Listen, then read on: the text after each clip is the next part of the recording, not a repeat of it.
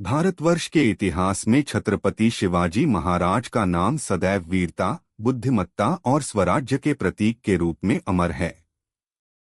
उनके जीवन की गाथाएं तो हम सबने सुनी हैं, लेकिन उनके जीवन से जुड़ी कई ऐसी घटनाएं हैं जो रहस्यमयी और सस्पेंस से भरी लगती हैं। यह कथा उन्हीं घटनाओं की परछाइयों को जोड़कर एक नया अनुभव देती है। साल 1670। पुणे के पास सिंहगढ़ का किला। रात का समय था। किले पर मराठा सैनिक मुगलों से भयंकर युद्ध लड़ रहे थे। तानाजी मालुसरे ने अपनी जान की परवाह किए बिना शौर्य दिखाया। परंतु जैसे ही तानाजी ने अंतिम सांस ली, वैसे ही पूरे किले पर सन्नाटा छा गया। कहा जाता है, जब शिवाजी महाराज को यह समाचार मिला तो वे स्तब्ध रह गए। उन्होंने कहा, गढ़ आला पण सिंह गेला। लेकिन इतिहासकारों के अनुसार उस रात सिंहगढ़ की दीवारों पर कुछ और भी हुआ। कई सैनिकों ने यह दावा किया कि उन्होंने युद्ध के बाद भी किले की प्राचीरों पर तानाजी की परछाई को तलवार घुमाते देखा। क्या यह उनके साहस की अमर छाया थी, या मराठा सैनिकों की थकी आंखों का भ्रम? यह रहस्य आज भी कायम है। साल 1666। शिवाजी महाराज अपने पुत्र संभाजी के साथ औरंगजेब के दरबार में पहुंचे। यह मुलाकात एक कूटनीतिक प्रयास थी, लेकिन औरंगजेब ने छल किया और उन्हें आगरा के महल में कैद कर लिया। अब सबसे बड़ा प्रश्न था, मराठा स्वराज्य का भविष्य क्या होगा? मुगल दरबार की निगरानी इतनी कड़ी थी कि पंछी भी पर न मार सके। परंतु कुछ ही दिनों में खबर फैली कि शिवाजी महाराज और संभाजी राजकुमार मिठाई की टोकरियों में छिपकर बाहर निकल गए। लेकिन यहाँ भी रहस्य है। कुछ इतिहासकारों का मानना है कि यह केवल एक भ्रामक कहानी थी। असलियत यह थी कि शिवाजी महाराज ने अपनी तेज बुद्धि से मुगलों के ही कुछ दरबारी सरदारों को अपने पक्ष में कर लिया।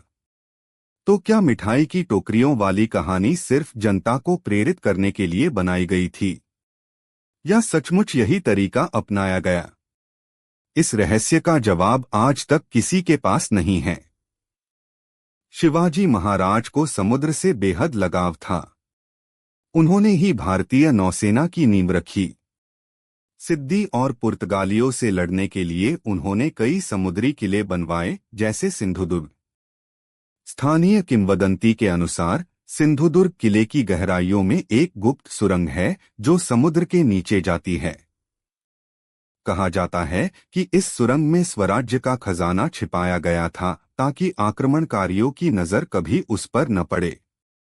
गोताखोरों और इतिहासकारों ने कई बार इस सुरंग को खोजने की कोशिश की, लेकिन आज तक कोई प्रमाण हाथ नहीं आया। क्या वाकई ऐसा खजाना था, या यह केवल लोगों की कल्पना थी? अफजल खान आदिलशाही का एक क्रूर सेनापति। उसका उद्देश्य केवल एक था, शिवाजी को धोखे से खत्म करना। पणजी के पास प्रतापगढ़ किले पर दोनों की मुलाकात हुई।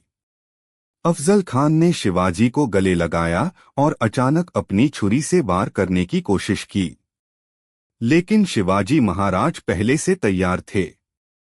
उन्होंने अपने वाघंख, बाघ के पंजे जैसे हथियार से अफजल खान को वहीं ढेर कर दिया।